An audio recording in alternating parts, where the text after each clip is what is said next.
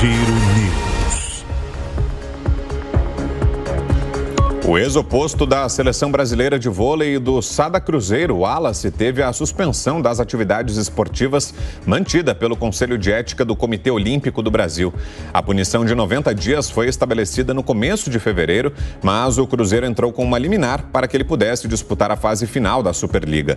O Wallace, de 36 anos, vinha sendo investigado por uma enquete publicada em uma rede social em janeiro, onde ele questionava se seus seguidores dariam um tiro na cara do presidente Lula.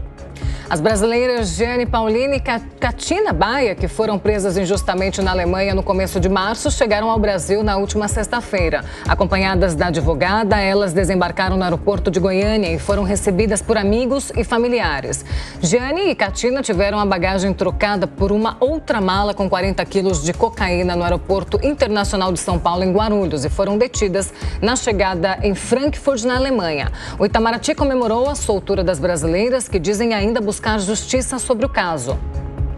O governo Lula prevê um aumento do salário mínimo para R$ 1.389 em 2024, uma alta de 5,2% em relação ao valor desse ano. Os números foram divulgados no projeto de lei de diretrizes orçamentárias do próximo ano, enviado na última sexta ao Congresso Nacional.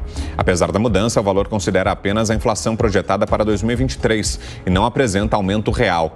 Segundo o Ministério do Planejamento, uma nova regra para garantir um reajuste suplementar pode ser incorporada no ato da elaboração do orçamento, que será debatido no segundo semestre.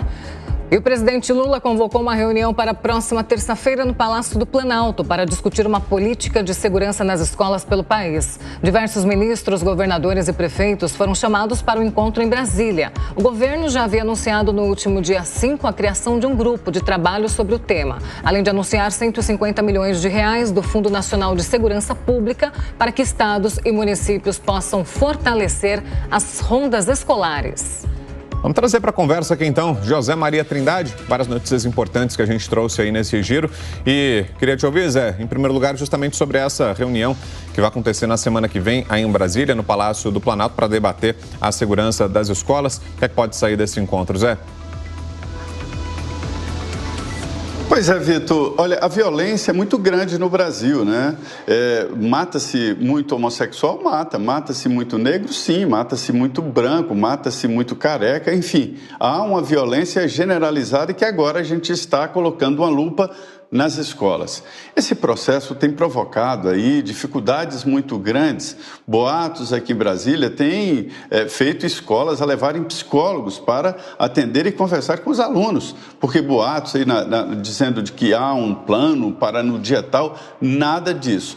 O Ministério da Justiça intensificou as investigações através da rede de internet, aquela rede, a Dark Web, né? E também na rede atual, para identificar quem é que está espalhando esse terror. Veja bem, além da violência propriamente dita, há um aproveitamento disso para espalhar o terror. Portanto, é a violência que chega nas escolas. E o governo quer dar uma resposta, dizendo, o discurso de Lula é o seguinte: não há como atuar de forma isolada nesse processo. E aí o ministro da Educação, Camilo Santana, chamou aqui a Brasília todos os secretários de educação. Ele vai conversar, fazer um diagnóstico nacional sobre essa situação e o presidente Lula vai chamar os governadores. O governo federal entra com verbas, orientação, né, e também investigação, e as prefeituras e estados vão entrar exatamente com a execução de um plano. Olha, Vitor, houve mudança, viu? Depois desses últimos ataques à escola, haverá mudanças. Agora as escolas terão segurança, várias aqui em Brasília já estão contratando, estão contratando segurança para ficar na porta, ou seja, a sociedade assim, né? Vai sendo imprensada a ficar cada vez pior, porque toda ação de segurança tira um pouco a individualidade. Não há como fazer as duas coisas. Eu lamento muito que tenhamos chegado a esse ponto. Zé, sobre essa expectativa para o aumento do salário mínimo para 2024 para R$ 1.389, é uma expectativa real? Há essa possibilidade? É coerente com o que o governo tem proposto aí nos últimos dias e também para os próximos? Ô, Paula, não é isso não. A LDO, ela define apenas tecnicamente o valor do salário mínimo para fechar. O orçamento é uma obra completa, a arrecadação e os gastos e investimentos, que não são a mesma coisa no orçamento, e tem que fechar. Então, este é o valor que a LDO define e talvez seja esse um parâmetro mínimo. Eu sei de projetos do governo que tentam definir uma linha constante de valorização do salário mínimo, né?